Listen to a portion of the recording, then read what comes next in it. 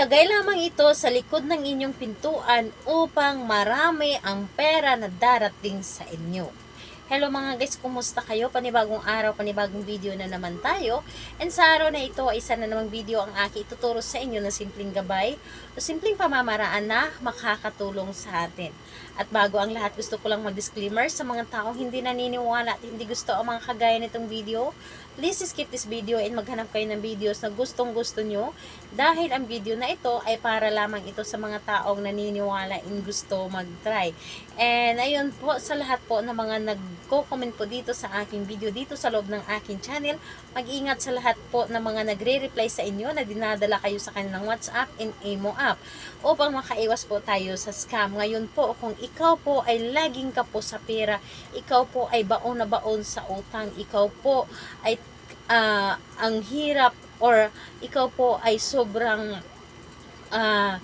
hirap makahanap ng pera or sobrang gipit ka na at hindi mo mabili-bili yung gusto ninyo, hindi mo mabayaran yung gusto mo mabayaran, lagi kang minamalas, ito ang gagawin ninyo para lagi kayong swertihin upang laging blessings ang darating sa inyo at tinatanggal ang malas sa loob ng inyong pamamahay. Kung ikaw po ay isa sa mga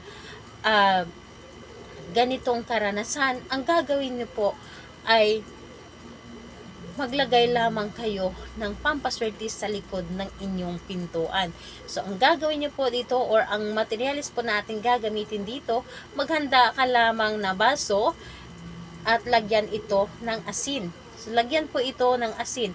Baso or di kaya'y garapon. So, ang asin po ito ay pampatanggal malas at ito ang pumipigil sa atin na walang makapasok or ito ang humaharang na walang makapasok na negative vibes sa ating pamamahay. So, tinatanggal ang malas dito sa loob ng ating pamamahay. Kaya naman, ito ay papalit or kapag natanggal na ang malas sa inyong bahay at ang kapalit nito ay swerte. So, asin, kailangan din natin dito ng isang butil ng bawang lamang. And ayun po, pwede rin po kayo na magpausok ng dahon ng laurel every morning sa loob ng inyong bahay. Kung bagang pausok kayo, kumuha kayo ng apoy or magsunog kayo ng dahon ng laurel at ipausok po sa loob ng inyong pamamahay dahil isa ito sa mga nagbibigay swerte at hinahatok or pinapasok, hinihila yung swerte papasok po sa ating pamamahay. So, kaya naman, ito ay optional lamang. Kung kayo po ay maraming dahon ng laurel, maaari po kayong magpausok ng dahon ng laurel sa loob ng inyong pamamahay. So, ayun po. Dito po, ang ating gagawin lamang dito ay pampatanggal malas at pampahatak swerte sa loob ng inyong tahanan.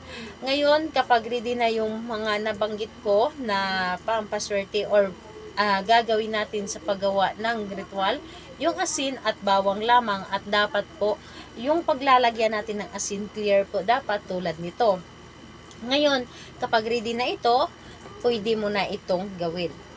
So, ang gagawin mo lamang dito, napakadali at napaka-simple lamang. Ang gagawin mo, itong asin na ito at yung bawang, isang butil lamang ng bawang at wag na wag mo itong balatan.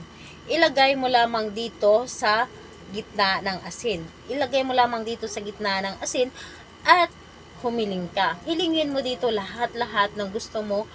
Kahit na yung kahilingan mo, basta ito ay maganda ang intensyon na inyong kahilingan, sabihin ninyo lahat-lahat kung ano man yung gusto ninyo na matagal nyo ng gusto at gusto ninyong maabot, dito po sabihin po ninyo dito lahat-lahat basta't nanggagaling sa inyong puso, taimtim lang po dapat ang inyong mga sinasabi at kailangan na buo po ang inyong loob sa paggawa at kailangan na ikaw po ay lubos na naniniwala and hilingin mo dito lahat-lahat.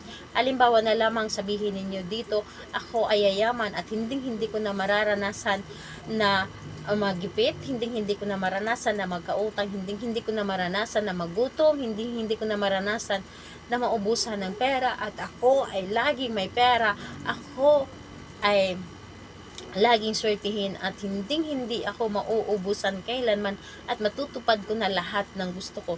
Sabihin ninyo lahat-lahat.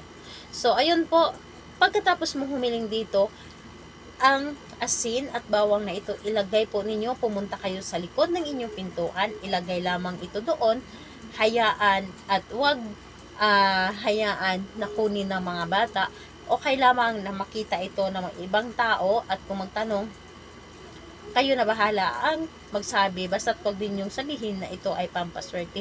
Pero normal po sa ating mga Pilipino, naglalagay ng mga pangontramalas sa likod ng ating pintuan or sa gilid ng ating pintuan. Gawin ito sa araw ng Tuesday and Friday ng kahit anong oras sa umaga. And kung pakiramdam po ninyo na gusto niyo itong gawin sa ibang araw, pwede rin naman, wala po itong problema. Kahit na ibang araw, kung gagawa ka ng pampaswerte, swertihin ka talaga kapag ikaw ay naniniwala. Sa lahat po ng mga gustong magpa-shoutout, mag-comment lamang sa baba para ma-shoutout ko kayo sa next video. And sa lahat po ng may mga katanungan, mag-comment lang din po sa baba para ma-replyan ko din po kayo. Salamat po sa inyo. Bye bye everyone. God bless us all.